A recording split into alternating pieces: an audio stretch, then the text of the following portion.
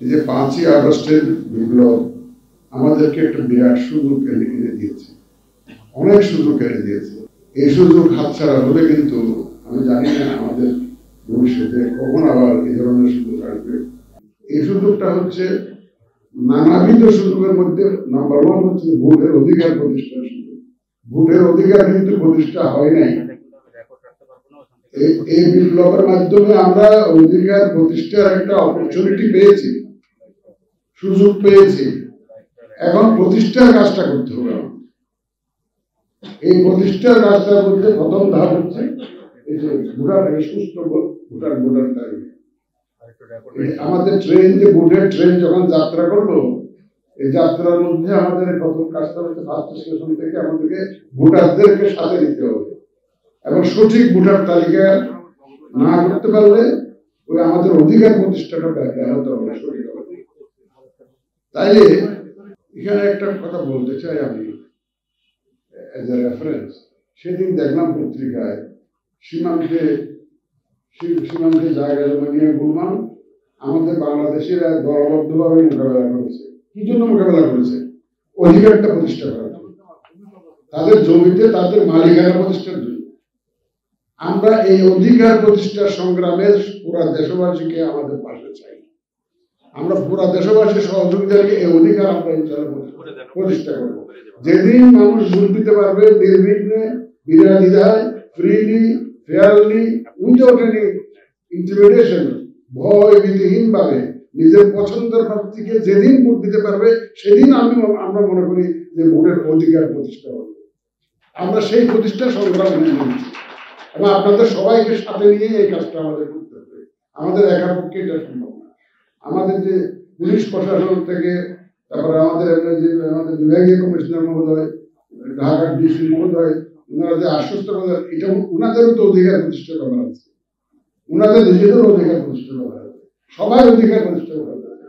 যদি জাতীয় নির্বাচন হয়, এটা ইলেকশন কমিশনের পারে না, জাতীয় ব্যাপার, এটা জাতীয় ব্যাপার, এটা জাতির প্রোগ্রাম। সুতরাং বাঙালি জানে, ঐক্যবদ্ধ হতে জানে, অধিকার প্রতিষ্ঠার জন্য বাঙালি ফাইট করতে জানে।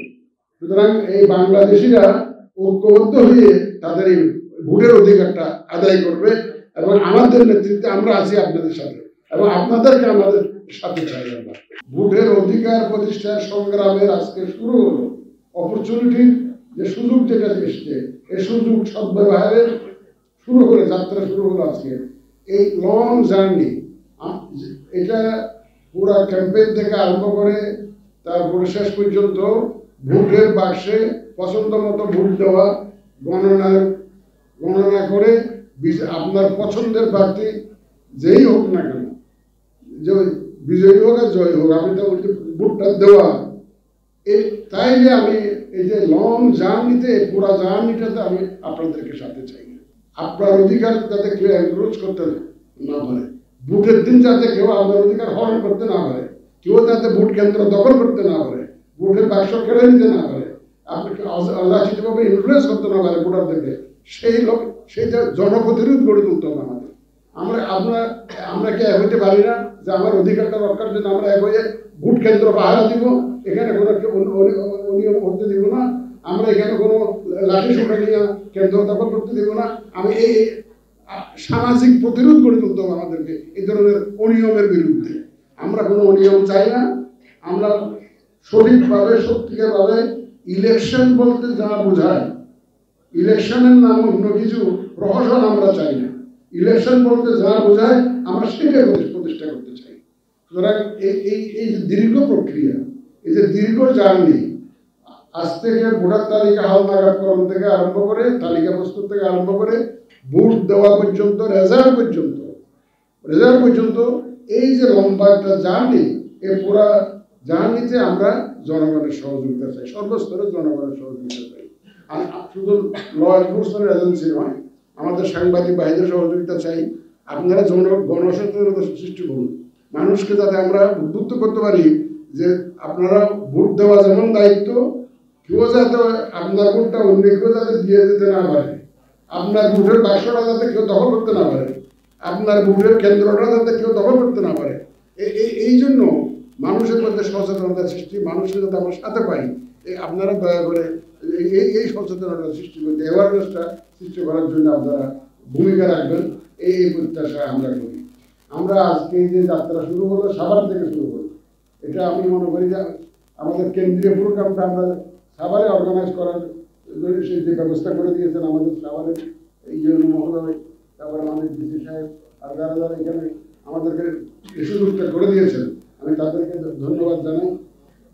এখন এটাকে ইলেকশন কমিশনের দায়িত্ব একার নয়, এটা জাতীয় নির্বাচন যখন হয় জাতীয় দায়িত্ব, এবং আমাদের যে কনস্টিটিউশনের ধারা উল্লেখ করে বর্তমানে ওই ধারা সবাই জানে, আমাদের যারা সিভিল সার্ভিসে আছে বা সরকারি চাকরি করে তারা সবাই জানে।